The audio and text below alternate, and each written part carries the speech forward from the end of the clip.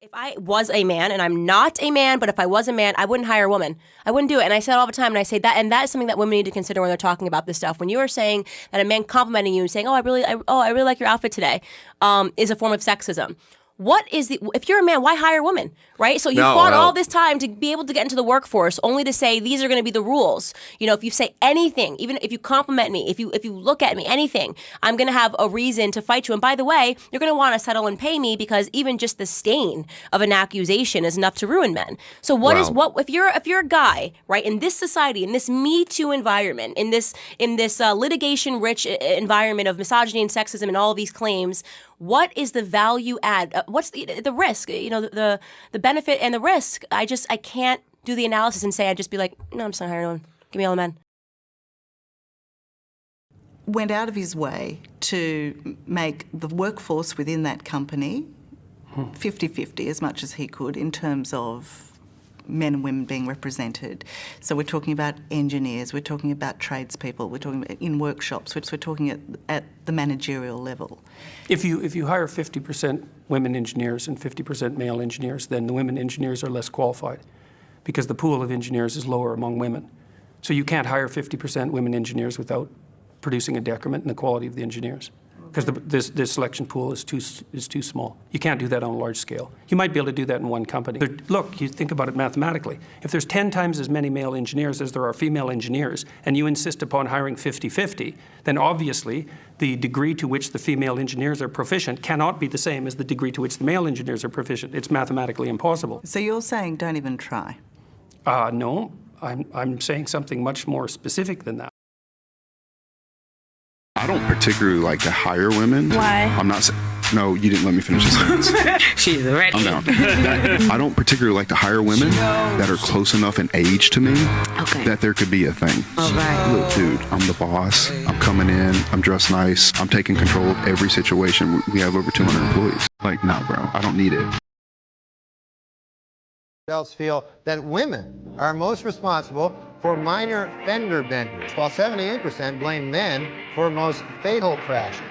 Please note that the percentages of these pie graphs do not add up to 100% because the math was done by a woman.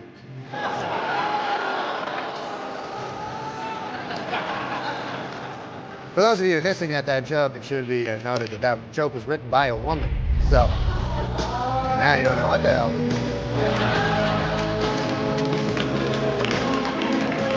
No, I just can't. We don't hire.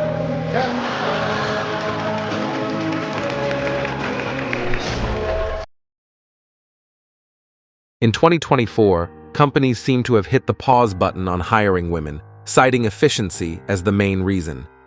Apparently, men are now the gold standard for productivity. No pesky maternity leaves or complaints about harassment. Who needs gender diversity when you can just hire more dudes, right? Thanks to the Me Too movement, men in the workplace are now more paranoid than ever. They're avoiding any situation that could be misconstrued, like mentoring a female colleague or even having a casual chat by the water cooler. It's like everyone's walking on eggshells, afraid that any interaction could lead to a lawsuit. Female employees, especially the attractive ones, are feeling the brunt of this new caution. They're being passed over for promotions because hiring managers see them as potential troublemakers. Can't risk promoting someone who might accuse you of harassment down the line, right? It's not just the workplace that's changed, it's the whole dynamic between men and women. Men are sticking together, watching each other's backs for any hint of trouble. They're avoiding being alone with female coworkers like it's the plague. And who can blame them? No one wants to have their life ruined over a misunderstanding. So, here we are in 2024, where workplace interactions are about as fun as a root canal. Cheers to progress, I guess. Am I going to harass that woman? Nope. But if she decides to accuse me in the future, my career could be over with just a mere accusation. Even if it's proven false later on, my reputation would still be tarnished irreparably. There's no way to recover from that. Can't squeeze blood from a stone, right? There are no checks and balances for this Me Too movement. Initially, Me Too had a noble cause, to expose men in power who abused their positions. But it didn't stop there. It kept escalating. Now, Me Too is being weaponized against men for trivial reasons. Remember Aziz Ansari? he was practically crucified for a bad date. And let's not forget the cases where men's careers were destroyed over tasteless jokes or accidental glances. It's absurd. Women created this monster, and now they have to deal with the consequences. Men are avoiding women like the plague, both in and out of the workplace. This avoidance culture is spreading like wildfire, affecting men across all levels of society. It's practically become an existential threat for women. In a hypothetical scenario, let's consider firefighters. Their primary job is to extinguish fires, not rescue people from them. If firefighters are avoiding women, it means women in burning buildings may not get rescued, as the focus is on putting out the fire. This could result in severe injuries or even fatalities. Female firefighters might also be excluded from units, which could lead to tragic outcomes if they're trying to save women from fires. The growing culture of men avoiding contact with women in the workplace has significant implications.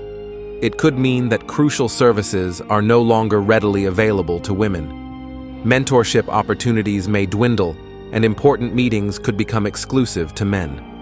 The Me Too movement has inadvertently strengthened male-dominated cliques and made it incredibly challenging for women to navigate their way into these circles. In my own company, I once conducted an efficiency analysis that showed male employees outperformed female employees. Faced with the choice of maintaining a safe workplace or retaining female employees, I chose the former.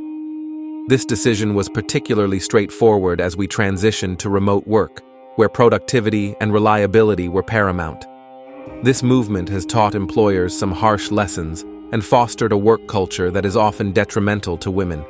However, in the world of business, what ultimately matters is getting the job done efficiently. If men prove to be better workers and women create challenges in team dynamics, then tough decisions may have to be made. Business decisions are based on pragmatic calculations, not emotions.